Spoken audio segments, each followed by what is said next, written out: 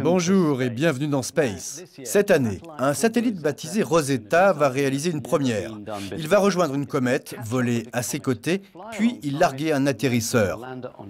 Nous avons été autorisés à suivre les ingénieurs et scientifiques en charge de l'opération, mais commençons par les autres nouvelles spatiales du mois. Cette musique a été produite par Le Soleil.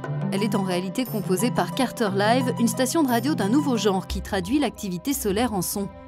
La sonorité est plus aiguë quand l'astre est calme, plus grave quand il émet plus de rayons cosmiques. Au Canada, des chercheurs se sont inspirés des pattes adhésives des lézards geckos pour concevoir ce robot qui travaillera sur les parois extérieures des vaisseaux spatiaux. Des poils minuscules lui donnent son adhérence. Le télescope spatial Herschel a repéré des jets de vapeur d'eau s'échappant de Cérès, une planète naine située dans la ceinture d'astéroïdes.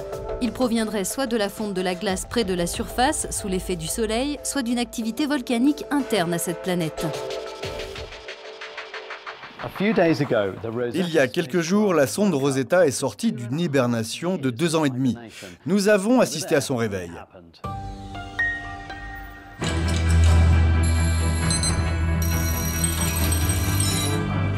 À Darmstadt, en Allemagne, l'équipe de Rosetta attend de recevoir un premier signal en provenance du satellite qui, à 800 millions de kilomètres d'ici, est en train de se réveiller. Il est attendu pour les environs de 6h30 ce soir-là, mais ce n'est que 45 minutes plus tard que le suspense touche à sa fin.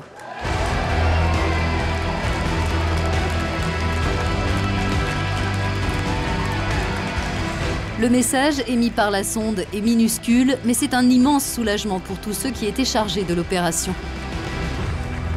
Récupérer Rosetta, c'est incroyable. À présent, l'une des aventures les plus fantastiques nous attend. C'est l'une des missions spatiales les plus ambitieuses de tous les temps. Je suis un peu moins stressé qu'il y a une minute. Je ne pensais pas être aussi stressé, mais j'étais très stressé. Maintenant, nous l'avons récupéré et nous allons pouvoir faire les recherches prévues ces prochaines années. C'est un moment génial, génial.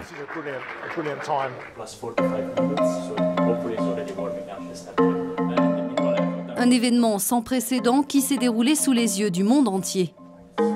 90 journalistes étaient présents au centre des opérations de l'Agence spatiale européenne.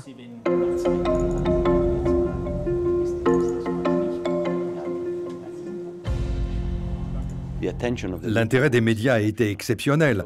Donc on est passé du rôle d'opérateur à celui de vulgarisateur.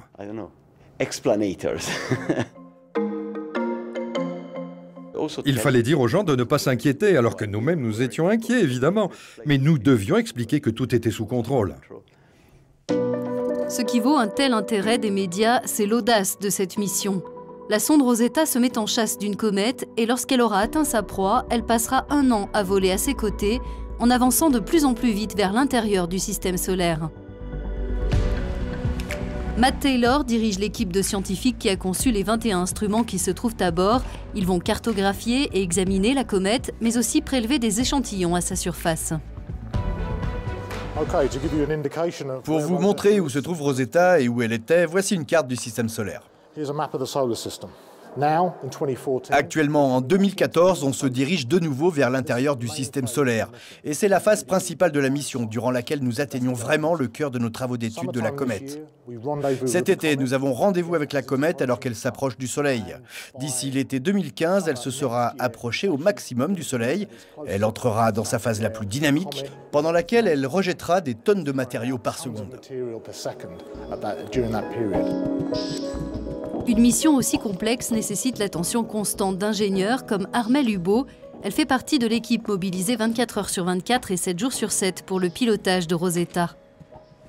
Elle dispose d'un outil unique, une copie parfaite de la sonde qui permet de réaliser des tests et des simulations. Mais les chercheurs s'interrogent malgré tout sur l'état du modèle réel. Je ressens du stress. C'est un peu comme de revoir un vieil ami qu'on n'a pas vu depuis de nombreuses années. On connaissait très bien cette personne, mais aujourd'hui on ne la connaît plus. Donc je suis à la fois impatiente et anxieuse de savoir si l'engin fonctionne encore ou pas.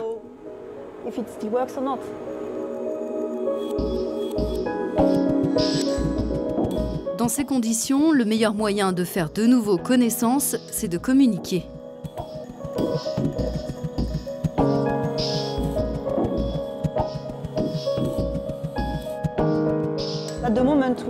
Actuellement, on utilise un débit très faible. Ça nous prend beaucoup de temps pour communiquer avec la sonde. C'est très très lent quand on s'adresse à elle.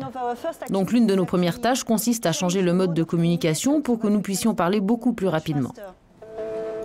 Les premières données en provenance de Rosetta réservent une bonne surprise. Alors que la sonde a été lancée en 2004 et après 10 ans passés dans l'environnement hostile que représente l'espace, ces panneaux solaires continuent de fournir la même quantité d'énergie qu'avant l'hibernation. À présent, de très nombreuses vérifications peuvent être menées. On va allumer toutes les unités, on va les tester. Au printemps, on allumera les instruments scientifiques, puis on les vérifiera.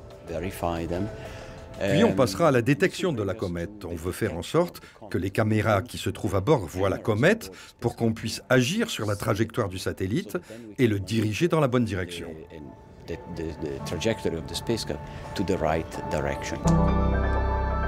C'est une année d'intense activité qui attend le directeur des opérations, Andrea Comazzo.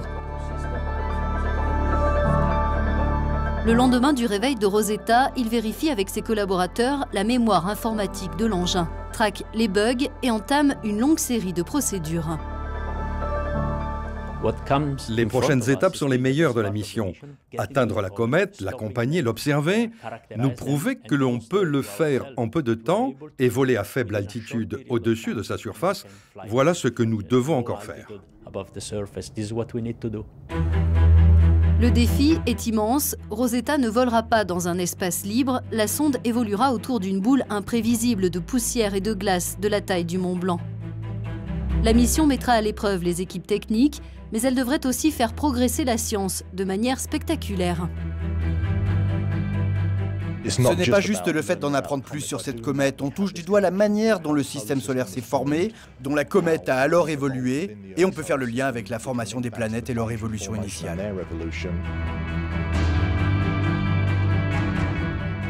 Les comètes étaient présentes au moment de la formation du système solaire et elles ont été balancées dans le congélateur que constitue l'espace profond. Elles ont conservé cette information, ce mélange originel de matériaux, et au final, ça nous donne une indication sur nos origines.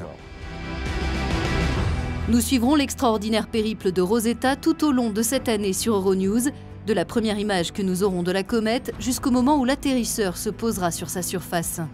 Nous vivrons ce voyage de découverte aux côtés des ingénieurs et des scientifiques qui le rendent possible.